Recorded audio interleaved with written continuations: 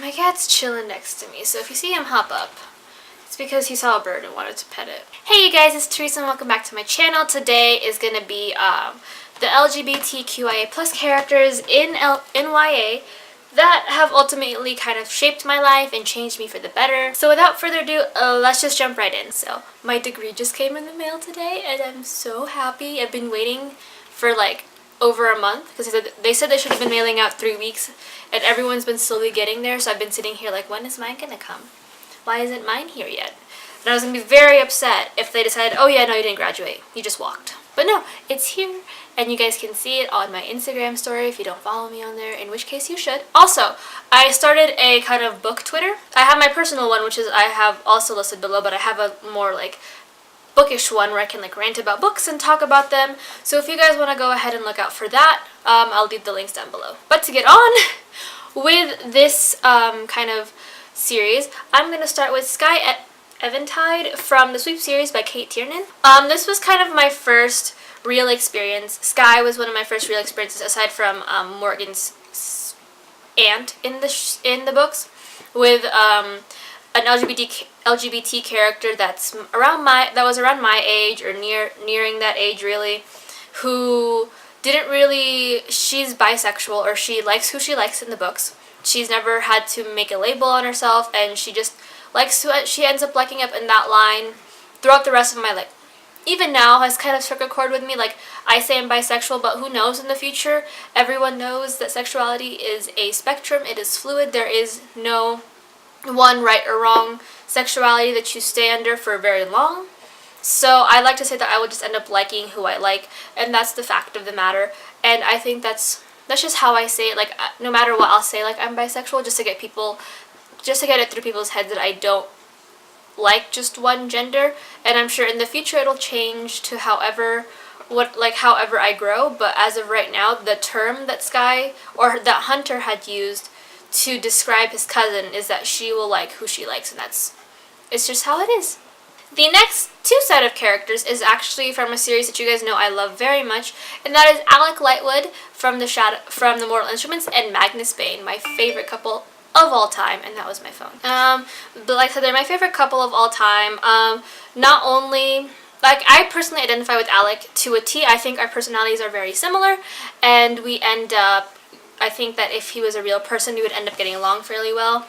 Not only that, but I understand a lot of his struggles, the fact that he is the eldest out of 3 siblings. He has the most responsibility. He has a lot of weight on his shoulders, and that's something that I think that I can relate to as well. And on top of that, it's just one of those things that it was in the, I think it was in the last book, where he mentioned that there were little microaggressions towards the fact that he's gay, and I have definitely been on the receiving end of that. So I just appreciate him so much, and the fact that he's such a big part in the Shadowhunters world and his growth is so amazing. It just makes me love him even more. And Magnus, well, you guys know who Magnus is. He's the freewheeling bisexual. He's been canonically bisexual and has stated that very much throughout the entirety of the series. And I think it's just important to have that kind of, what's the word, representation in there. Just because I think that bisexuality is overall seen as like, it's either a toss-up. You either get people who accept you for being bisexual, or the ones who say you haven't chosen yet, or does that mean that you like to cheat on people, or blah blah blah blah blah. So to me, it's just really important that those two characters are out there in a long-standing relationship, and it's wonderful. The next on this list is a character that I just had recently come into contact to, and I just love it so much. I watched the movie, so you guys probably already know what I'm talking about, but I will end up buying the movie on Amazon, and I just cry again, all over again. I'm going to get teared up. But that is Simon from Simon vs. the Homo Sapiens Agenda by Becky Albertelli.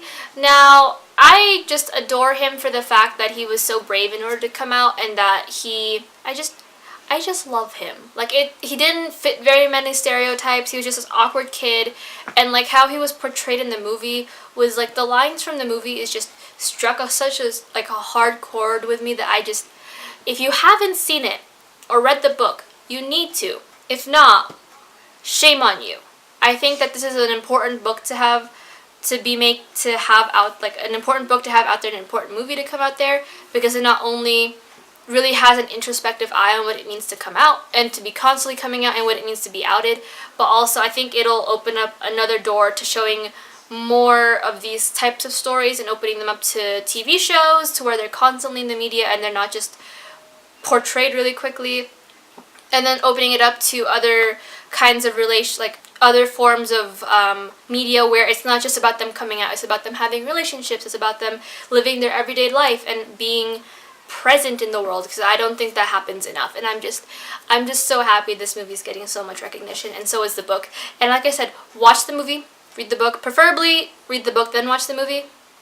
But I mean, as long as you cry on both ends, I don't care. I really don't care. The next set of characters are kind of the last two set of characters from this for this video, because like I said in my previous video, I don't read very many LGBT themed books because I need to branch out. But most of the things that I do read are fantasy elements, and they don't have that very well, or sometimes they're just a plot device.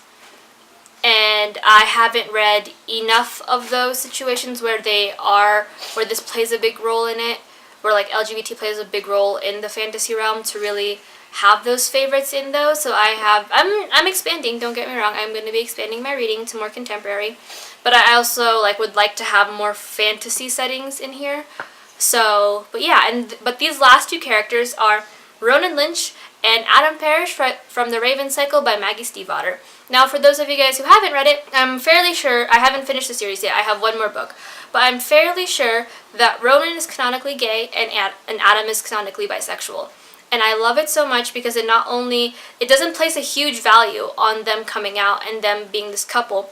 It just places a value on the fact that I love them not only for the fact that they break these stereotypes. Ronan is this really tough, badass kind of guy with a literal crow sitting on his shoulder. And Adam's this absolute sweetheart who just wants to do well in school, and he loves who he loves, and there's nothing wrong with that. And I definitely like the fact that that part of them isn't such a huge role.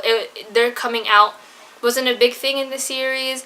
It was just something that it pushes the story forward, but not in the sense where it'll damage their relationships around them. It just puts them in a better perspective and makes them feel more realistic. And I appreciate that. And the fact that it's a magic realism with some fantasy elements in it, I also appreciate, because like I said before, there isn't a lot of that in YA. And it's very disappointing to see that authors will only put these real life elements into contemporary, or if they are in YA settings, they're put in as an afterthought. Because let's face it, you have a fantasy setting, you can essentially do what you want with the world, and as long as it makes sense for the most part, you can you can mold the world how you want. So I don't know why people just don't make these real life settings in YA fantasy, because I feel like sometimes they make more of a difference in fantasy than they do in YA, because you're not actively looking for it in YA. It's not the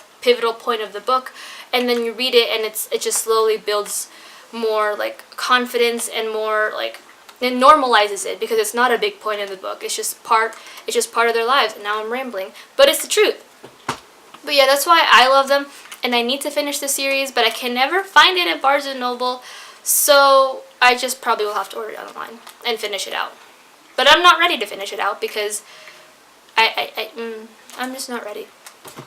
But that is it for this video. It was kind of shorter than I wanted, and I wanted it to be a lot longer, but the more I was planning for this video and figuring out the characters that have kind of affected me throughout my life, I realized that I wanted to keep the list kind of short, because I've only been alive for 22 years, you guys.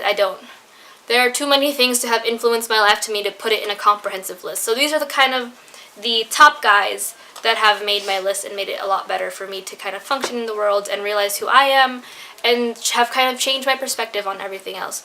But if any of these characters or any other characters that are part of the community or have helped you in any way, whether you're in the community or not, leave them down below. I would love to have a conversation with them. I just love how characters can change our views on things. So this is a conversation I will continue to love having.